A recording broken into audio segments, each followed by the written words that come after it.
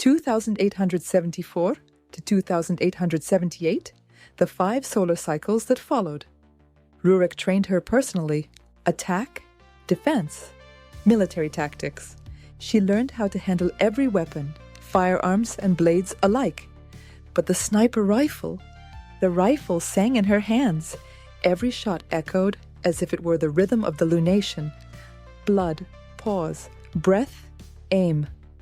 Rurik noticed that was why he trained her with even greater severity, passing on every trick he knew.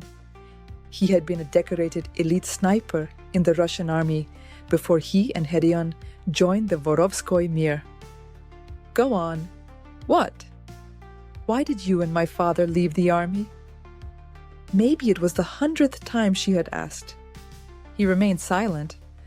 After training, she spent her nights in Hedeon's office, where hundreds of documents lay scattered across the table.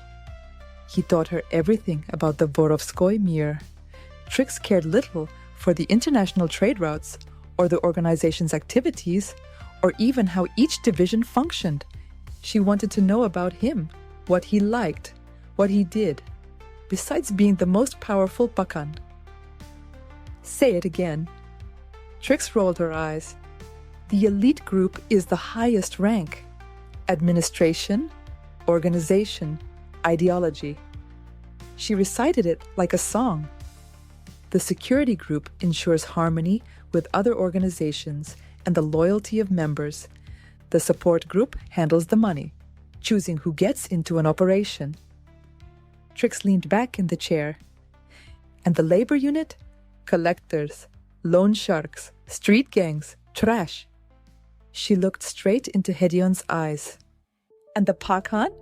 The Pakan controls everything. As long as he breathes, any fate can fall into the hands of the Vorovskoy Mir. Trix sighed. Silence. Can we talk about something else? Hedeon only gestured for her to leave. Not a look, not a word. She clenched her fists. Obeyed. Rurik stood by the door. No luck, Svolok. Idinakui, she muttered. Go fuck yourself. He laughed, then touched her shoulder. He loves you. You know that, right? Trix pulled away. Her brows drew together. Then maybe he should say it. He had seemed different in the messages. A bitter taste filled her mouth. He said he loved her, that he wanted her close, that they would do everything together. It feels like he... She didn't want to say lied. She swallowed the words. Rurik exhaled cigarette smoke. You still have a lot to learn. She ignored him and walked to her room. At the door, Tikan stood with his arms crossed. Tall, broad, short fair hair, orange eyes tracking her every step. What do you want this time, Svolok? Trix sighed, sulking. This guy had been assigned to protect her. To her, though, it was just another way for Hedeon to keep watch.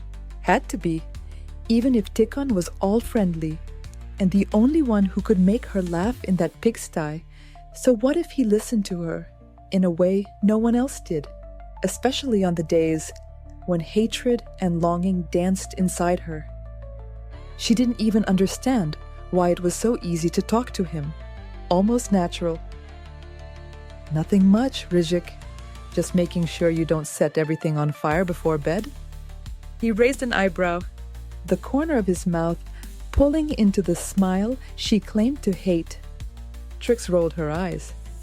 When she tried to open the door, his arm blocked her.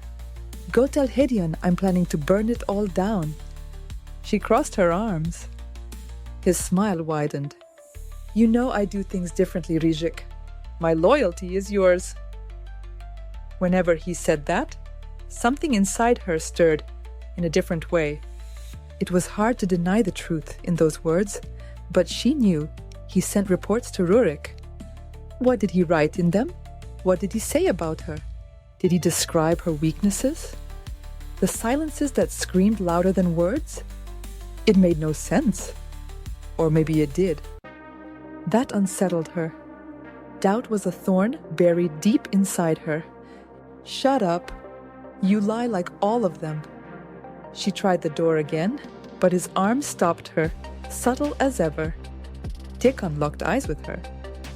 "I do lie sometimes, but not to you, Rurik." His tone was firm. "By the way, I liked the melody you were humming yesterday." Trix froze. "It felt like you were talking to me." He went on, I guess to anyone who was listening. For a second, everything inside her hung suspended. He moved his arm away from the door. "Spokojnoj noci. I'll be here. If you need anything, just call me." He wished her good night. Trix let out a sharp tsk.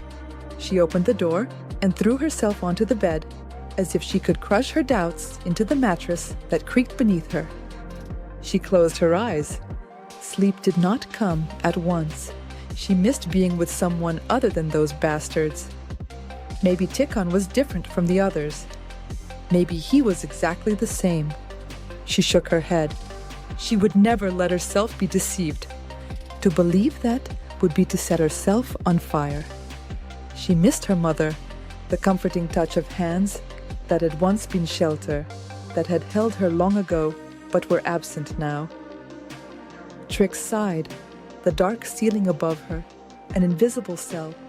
Maybe in another life, if she had been born different from Akilina Volkov.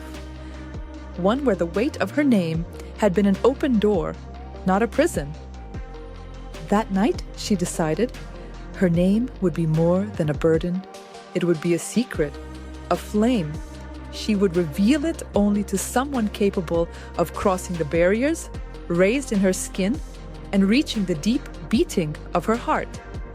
A destiny only she would choose to unveil. Until then, she preferred to forget she even had one.